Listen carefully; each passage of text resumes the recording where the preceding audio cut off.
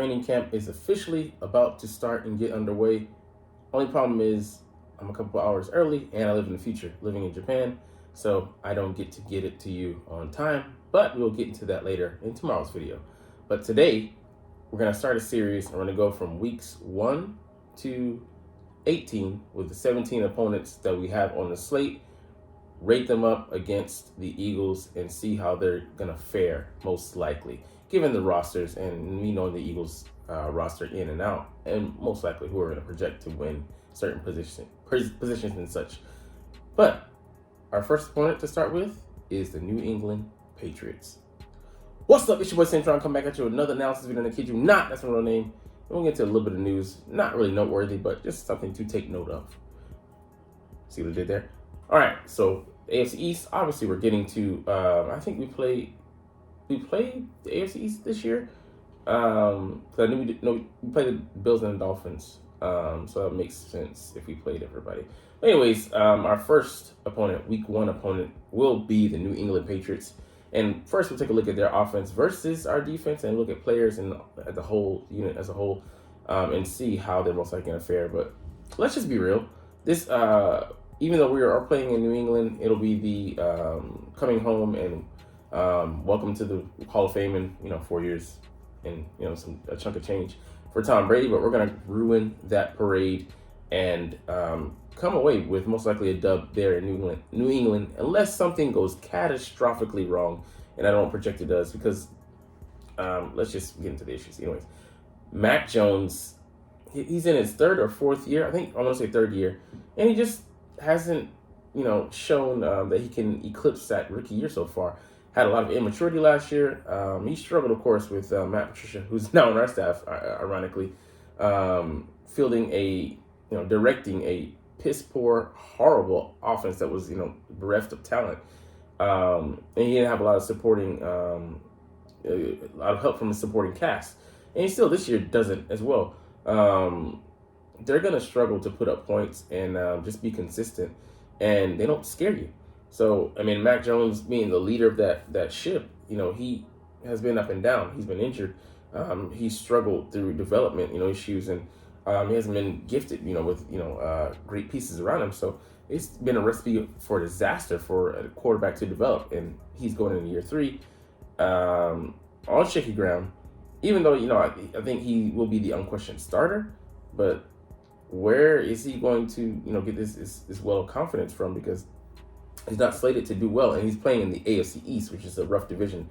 Yeah, last year the Dolphins are in a playoff spot, as well as the Bills, who are a staple now, and the once proud kings of this throne, the New England Patriots, have been dethroned properly and relegated to the basement, and they'll be lucky to even compete for 3rd place in this division. So it just doesn't look good. And then running back Ramondre Stevenson can be a talent, and they have some other guys behind him. I forget the guy with the dreads and orange dreads. But depending on the offensive lineman, we'll get there in a second. But they don't look anything special. So their weapons: Juju Smith-Schuster, who came by way of the Kansas City Chiefs. Devontae Parker, who's been talented in the past, but he's very mercurial. And Kendrick Bourne, who has some talent, but he's no better than your 3rd receiver. This group doesn't scare you as a whole. And they have Hunter Henry and then Mike Gesicki, who they brought in from the division rival Dolphins. But yeah, they don't scare you as well. And because they can be manageable. They're not going to bleed you to death. Death by 1,000 paper cuts, but those paper cuts have to. The paper is soggy. It has to be sharp to even, to cut you in the first place. And then, you have to do it 1,000 times to actually inflict damage. So I believe the Eagles have the weapons to, to shut them down. And, with our trio of DBs, being one of the best in the league, Avonte Maddox in the slot and Bradbury and Slay on the outside, we're easily going to be able to match up with these guys. And, our rushing, edge rushing unit and, just defensive line, going to be putting pressure on them. So they have Trent Brown, who's misplaced as a left tackle, more of a right tackle, and then he's been injured. He does have talent to be an above average tackle, but outside of a couple seasons, he has gone back to being average. Cole Strange, yeah, it might be strange to count on him. David Andrews, he can be decent. Michael Onwenu can be, I mean, a little bit above average, but not too far above average. I mean, just average. And Riley Reef, who has some talent, but he's long in the tooth. So I mean, this unit can be exposed by our excellent D line, and I look for them to give them fits. And if they can't protect Mac Jones, give him time. He's a guy that if he's flustered, he's going to throw the ball up. And our defense was opportunistic last year. Where they really cut their teeth here, and Bill Belichick's real wheelhouse is on the defensive side. And they have some talent here. Christian Barrymore, even though, who's he going to be this year? Is he going to be the guy you saw his rookie year, or more of the, inconsistent guy we saw last year? Matthew Judon, their expert pass rusher, we had, I think 14 or so sacks. But he's going to be going up against either Lane Johnson or, why am I drawing a blank? Jordan Mailata. And I don't expect him to have a banner day. Josh Uche, has some talent, as does Dietrich Wise, but like I said, there aren't guys that are, any more than solid, and most likely they're going to be shut down by our superior talents on the offensive line. I mean, linebackers are nothing special.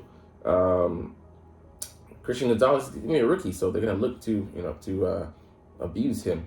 I don't know if he'll be on the outside, but if he is, that spells trouble because, like fresh blood, Devonta Smith, A.J. Brown are going to take advantage of him.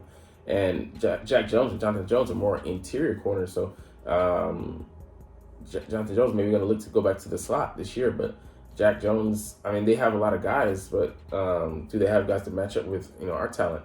And our tight end, I don't know if they're going to put a linebacker on him. Juwan Bentley's just him definitely isn't up for the task. And Kyle Duggar and Adrian Phillips, they're average at best. And the guys behind them, you have Jabril Peppers, who has talent, but he hasn't been able to reach that in the league. But yeah, it just, like, their defense is going to be overmatched, even though they have the potential they said to be great.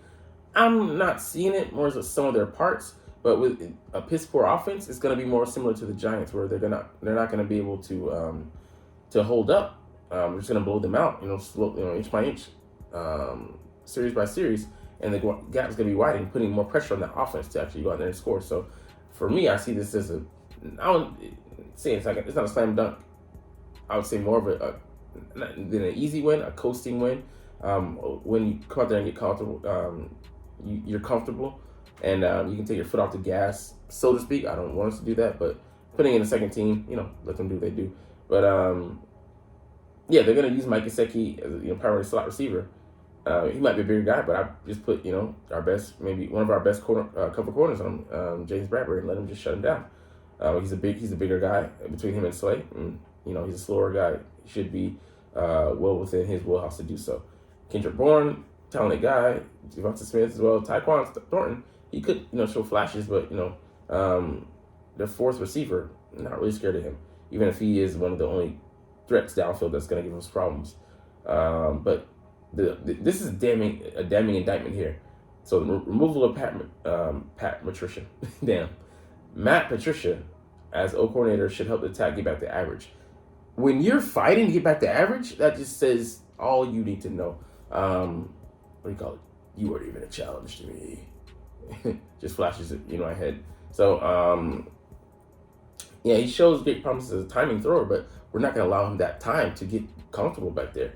And yeah, who's going to be on the O-line? It could be similar to a Cowboys issue where, the Cowboys have a better line, but if there's injury risk, you're in big heap of trouble. All right. So yeah, they drafted Keon White, and we'll see what he does out of Georgia Tech. Talented guy, but the learning curve, and Eagles are gonna be licking at the chops dealing with the rookie with that experienced O-line we have. This guy's miscast. Jalen Mills. I mean, he can be a decent corner. He's more of a system guy, but these guys are nothing really to write home about. So yeah, their recipe for success: good enough offense, which is not gonna be good enough against our great defense. And yeah, we have places that to plug in, but we have the advantage over their inexperienced unit with younger guys who are just trying to make their bones in the league. And a great defense, I don't see great right now. I see potential for pretty good, but great is something different. And improved special teams, okay, cool, but they're just overmatched to say the least. But I have the Eagles coming out with a dub here. Like I said, easily per se, but it could be a tight win if as say our offense is struggling. We are not in prime condition, prime in rhythm, but I don't see that happening. All right, in the Eagles, they bring in 7 free agents, Trout guys, and Matt Leo retires, because he could no longer count as a free space. Just trying to see if he developed. He didn't. Hey, international program. I mean, he was able to get checks over the past couple of years, so good for him.